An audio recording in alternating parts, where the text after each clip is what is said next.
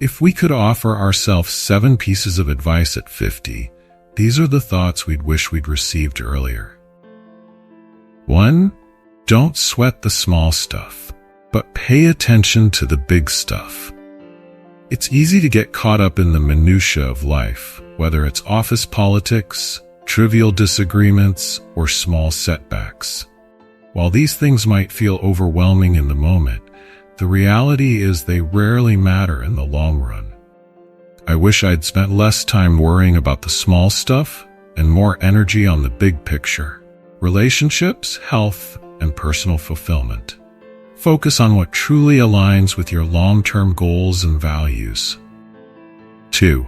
Cultivate a growth mindset, especially in midlife.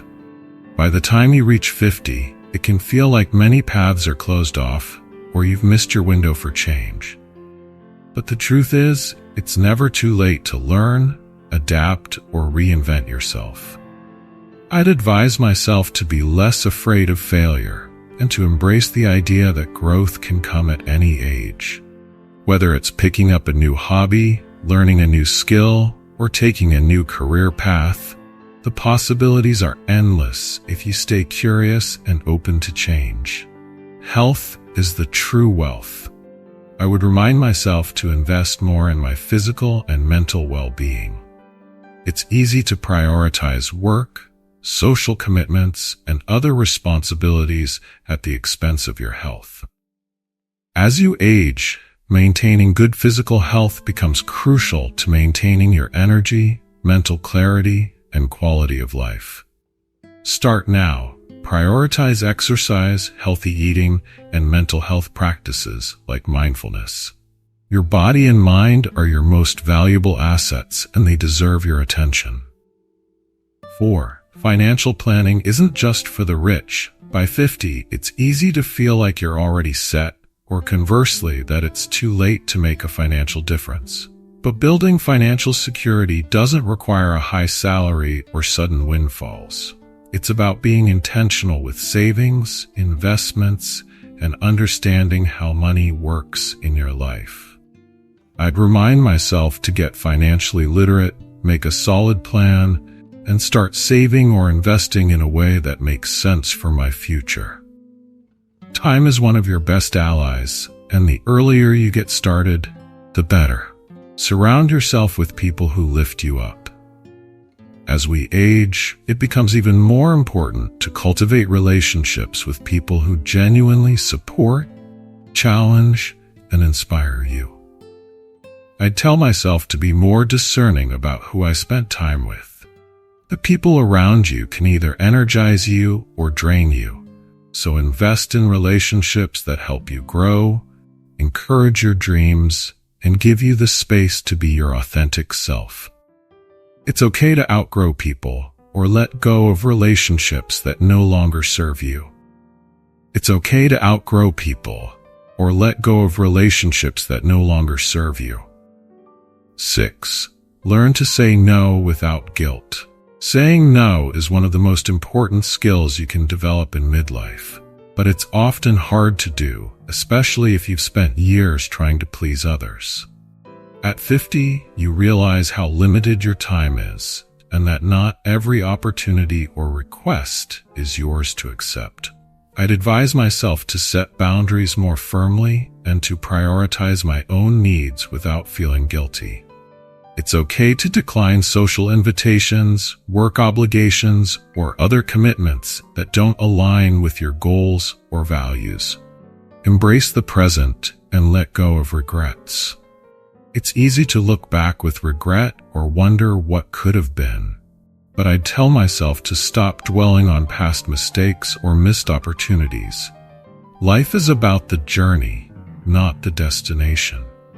At 50, it's time to let go of past regrets and fully embrace the present moment. Focus on what you can do today to improve your life and be content with where you are. The future is uncertain, but if you're present and intentional now, you'll build a fulfilling life moving forward. If you could travel back in time, what would you tell your 50-year-old selves? Let us talk to you about Mary. now 80, who reflects on this with a mix of wisdom and a touch of regret. At 50, she was at the height of her career, a dedicated professional who thought she had it all figured out. Her days were packed with meetings, deadlines, and a fast-paced lifestyle. Sleep was a luxury, exercise a distant thought, and family time felt more like an obligation than a joy. She believed her health was solid, her energy endless, and her time abundant. She didn't realize then how fragile these assumptions were. The decisions she made at 50, the ones that seemed so insignificant, would come to define her later years. Now at 80, Mary sees how those moments, choices, and habits added up in ways she could never have imagined. Reflecting on her life, she sees clearly what she missed. Health is not just something we attend to when it breaks. It's a daily practice woven into the fabric of our lives. Mary underestimated this. Her career thrived, but her body paid the price. She now realizes that our future selves live with the decisions we make today. What seemed small at 50 feels enormous at 80. One of the most powerful lessons Mary came to understand is the true value of sleep. For years, she overlooked its importance. She used to see it as something that got in the way of being productive. Her nights were often filled with work or TV shows, convinced that she could always catch up on sleep later. But by the time she turned 50, her body started sending clear warnings. Irritability crept into her days, her focus faded, and her memory slipped. She assumed it was just the usual stress from work, not realizing that poor sleep was quietly chipping away at her well-being. Now at 80, Mary knows that sleep is more than just rest. It's a necessity for health. The effects of decades of sleep deprivation became undeniable. Her heart grew weaker, she developed type 2 diabetes, and her cognitive abilities began to fade. If she could rewind time, she would have made sleep a priority from the start. 7 hours or more every night, without compromise. Today, she encourages others to see sleep as vital as food and exercise. A peaceful sleep environment, free from distractions, and getting help for any sleep disturbances is critical to protecting our health. Her story isn't one of regret, but of learning. At 80, Mary understands the value of balance. We might think we're in control, that our bodies will keep up with us, but there's a limit. She had no idea at 50 how quickly life can change, how deeply our choices can shape the years ahead. Mary also discovered how the people in our lives shape our energy and well-being. When she was 50, she had a wide social network. She thought that having more friends meant a richer life. But there was one friend, Peter, who constantly brought negativity into her life. He would unload his frustrations at every chance, and Mary, thinking she was being a supportive friend, listened patiently. But over time, she noticed something. The more time she spent with Peter, the more drained and downcast she felt. It wasn't until much later that Mary realized not every relationship is good for the soul. At 80, she advises us to be intentional about the people we allow into our lives. It's important to pay attention to how we feel after spending time with someone. Do they uplift us or leave us feeling exhausted? It's not about being unkind, but about guarding our mental and emotional health. And it's never too late to build new, positive connections, whether through hobbies, volunteering, or joining a group. There are always opportunities to meet people who enrich our lives rather than deplete us. Looking back, she wishes she had paid more attention to her health. Small adjustments, like getting enough sleep, eating well, and moving her body, could have transformed her later years. These aren't just recommendations from a doctor. They are investments in our future. Mary wants others to see what she didn't. At 80, she advises us to be intentional about the people we allow into our lives. It's important to pay attention to how we feel after spending time with someone. Do they uplift us or leave us feeling exhausted? It's not about being unkind, but about guarding our mental and emotional health. And it's never too late to build new, positive connections. Whether through hobbies, volunteering, or joining a group, there are always opportunities to meet people who enrich our lives rather than deplete us. Her advice to those in their 50s is simple but profound. Prioritize health now. Make time for what matters. Don't let a busy schedule take away the things that truly count. The career, the deadlines, they will come and go, but our bodies, our minds, and our relationships, they are what stay with us. At 80, she advises us to be intentional about the people we allow into our lives. It's important to pay attention to how we feel after spending time with someone. Do they uplift us or leave us feeling exhausted? It's not about being unkind, but about guarding our mental and emotional health. And it's never too late to build new, positive connections. Whether through hobbies, volunteering, or joining a group, there are always opportunities to meet people who enrich our lives rather than deplete us. Her advice to those in their 50s is simple but profound. Prioritize health now. Make time for what matters. Don't let a busy schedule take away the things that truly count. The career, the deadlines, they will come and go. But our bodies, our minds, and our relationships, they are what stay with us. Another key lesson Mary learned was to be mindful of her habits. She came to realize that what feels easy today can become a challenge tomorrow, and what seems hard today may become impossible if delayed too long. At 50, she had fallen into routines she thought were harmless, like smoking a few cigarettes, unwinding with drinks, and grabbing fast food for convenience. She didn't see how these small habits were laying a shaky foundation for her future well-being. Over time, Mary discovered the truth. Habits dig deeper roots with age, making them harder to break. If she could turn back time, she would be much more deliberate about the habits she allowed to take hold, fully aware of their long-term consequences on her quality of life. Mary's advice is simple but profound. Take a long-term view of your habits. What we do daily matters far more than we might think. Every small action adds up, shaping the future in ways that aren't immediately obvious. She encourages everyone to pause and ask themselves how their habits today will affect them in 10, 20, or even 30 years. When we think ahead, the choices we make now take on a new importance, and it becomes clear that small habits can either protect or slowly erode our health. Changing habits, Mary learned, isn't about sudden, drastic decisions.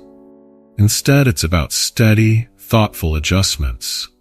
Replacing unhealthy habits with better alternatives is key. When she stopped smoking, she replaced it with sugar-free gum.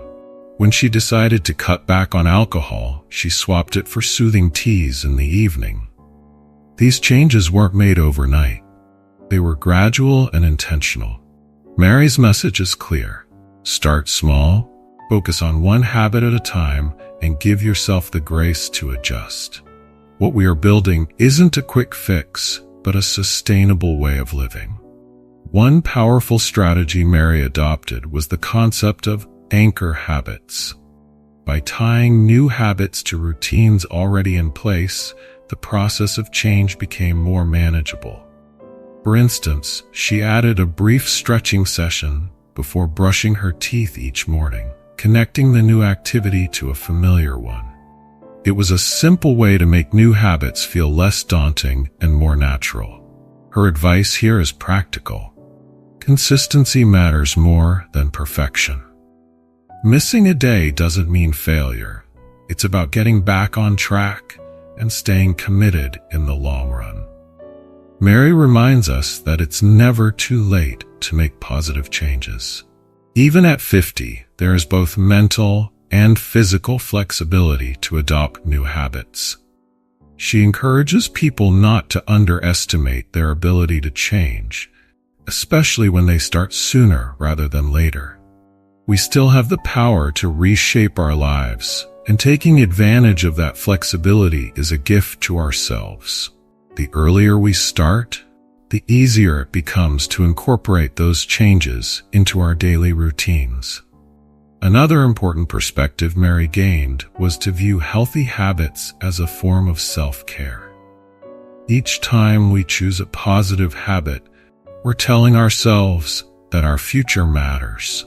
It's an act of love for the person we will become in the years ahead. These small acts of care accumulate, building a foundation for future well-being. She reminds us that our future selves will thank us for the effort we put in today. The journey of building healthier habits is not without its challenges, but Mary believes it's one of the most rewarding things we can do for ourselves. These habits are more than routines, they are choices that define the direction of our lives. When we make thoughtful choices now, we set ourselves up for a healthier, happier future. Mary also learned to embrace the power of patience. Healthy habits take time to form, and even more time to show their full benefits. It's important to give ourselves the space to grow into these changes. She advises that the small, consistent actions we take today will eventually add up to something much greater than the sum of their parts. A key takeaway from Mary's experience is that no matter where we are in life, there's always room to improve. Even if we've spent years cultivating less than ideal habits, it's never too late to turn things around. The important thing is to start and to keep going, even when it feels difficult. In reflecting on her journey, Mary often tells others that we have more control over our future than we realize. The choices we make each day, however small, shape the course of our lives. When we choose habits that support our health and well-being, we're actively participating in creating a better future for ourselves. Mary's story is a reminder that healthy habits aren't just about avoiding problems. They're about embracing a lifestyle that fosters long-term happiness and fulfillment. With each small change, we move closer to the life we want, one that is built on a foundation of care, attention, and love for our future selves. Mary believes we don't need to wait until it's too late to make changes. It's about small steps. Start with something as simple as going for a walk, preparing a healthy meal, or taking an evening off to rest. These small choices create a ripple effect that stretches far into the future. One of the most profound lessons Mary discovered was that while money may provide security, it doesn't bring happiness. At 50, she had reached the pinnacle of her career, earning more than she ever imagined. But with that success came a lifestyle of endless spending. New cars, designer clothes, extravagant dinners. It felt justified because she believed her hard work meant she deserved to indulge in all that money could buy. Over time, though, Mary realized she had filled her life with things, but none of them brought true fulfillment. Worse yet, she had neglected to secure her financial future. She came to understand, perhaps too late, that the true value of money lies not in the fleeting joy of purchases, but in the long-term peace of mind that financial security provides. Now, Mary urges others to start saving early. She advises setting aside at least 10% of every paycheck, reminding us that while it may seem small at first, time and compound interest will turn it into something substantial. More than that, Saving gives a sense of stability that no material possession can replace. Mary emphasizes that we need to think ahead to the future.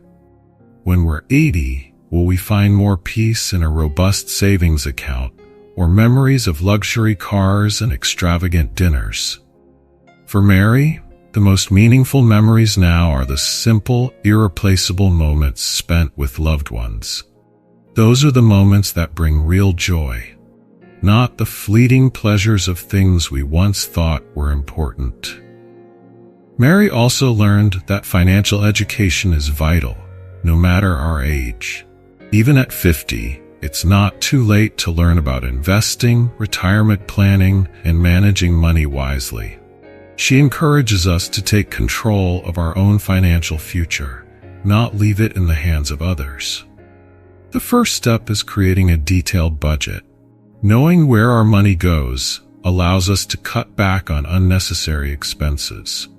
Mary also suggests diversifying investments, reminding us that solid, long-term strategies are the key to stability, not quick, risky gambles. It's never too late to correct financial mistakes, but the earlier we start, the more secure our future will be. Beyond money, Mary realized that true happiness comes from relationships. At 50, she looked back and saw how much she had sacrificed in her pursuit of success. Missed birthdays, skipped family dinners, and the countless times she was too busy for her friends. She thought working harder would guarantee a better future for her family. But in doing so, she lost precious moments she could never get back. Mary came to understand that it's the connections we build and nurture that bring real meaning to life. Relationships are the foundation that sustain us through challenges and enrich our lives far more than any material success ever could. If Mary could go back, she would have made relationships her top priority. Family, friends, and the community around us. These are the real treasures of a fulfilled life. She urges us to invest time in those we care about, to be emotionally present, not just physically there.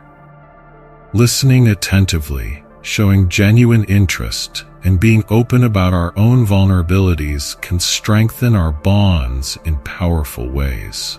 Mary suggests taking a hard look at how much time we devote to the people we value most. Are our actions aligned with how important they are to us? She also learned that the depth of our relationships is far more important than their number. It's not about having a huge circle of acquaintances, but about nurturing meaningful connections with a few key people. Those are the relationships that stand the test of time and offer true support when we need it most. Mary encourages resolving conflicts quickly, not letting small issues fester into bigger problems. Learning to forgive, having difficult conversations, and making time for those we love can transform relationships. Creating family traditions, whether it's weekly dinners or annual vacations, helps to deepen those bonds and create memories that last a lifetime. Mary reminds us that even after 50, it's never too late to form new connections or strengthen existing ones. Building strong social ties benefits not just our emotional health, but also our physical health. Research shows that people with close relationships live longer and enjoy better health. In reflecting on her journey, Mary realized the importance of living life on her own terms. At 50, she had what seemed like the perfect life: a successful career, a beautiful home, and all the outward signs of success. But deep down, something felt off. She had been chasing other people's expectations, whether those of her parents, her peers, or society at large. She was so focused on doing what seemed right that she forgot to ask herself what she truly wanted. Mary learned that living by someone else's rules leads to regret and an unfulfilled life. She urges us to pause and reflect on what we genuinely want from life. Are we living for ourselves, or are we following a path that others have laid out for us? Mary suggested envisioning ourselves at the end of our lives and asking what kind of legacy we want to leave behind. This vision should guide our decisions today. She reassures us that it's never too late to change course, to realign our lives with our true values and desires. Even drastic changes are worth making if they bring us closer to the life we truly want. Mary's key message is that success isn't defined by money or status, but by living a life that reflects our core values. Surrounding ourselves with people who support our true selves, rather than those who try to shape us into something we're not, is vital. Living authentically doesn't mean disregarding the needs of others, but it does mean balancing those needs with our own truth. In closing, Mary leaves us with a powerful thought. We are the authors of our own stories. Let's not allow the judgments or expectations of others to dictate the way we live. True happiness comes from being honest with ourselves, living a life that aligns with who we really are. If we could speak to our younger selves, the message would be clear. Don't wait. Take care of your body. Nurture your relationships. Make space for rest. These are the things that will matter most when we look back.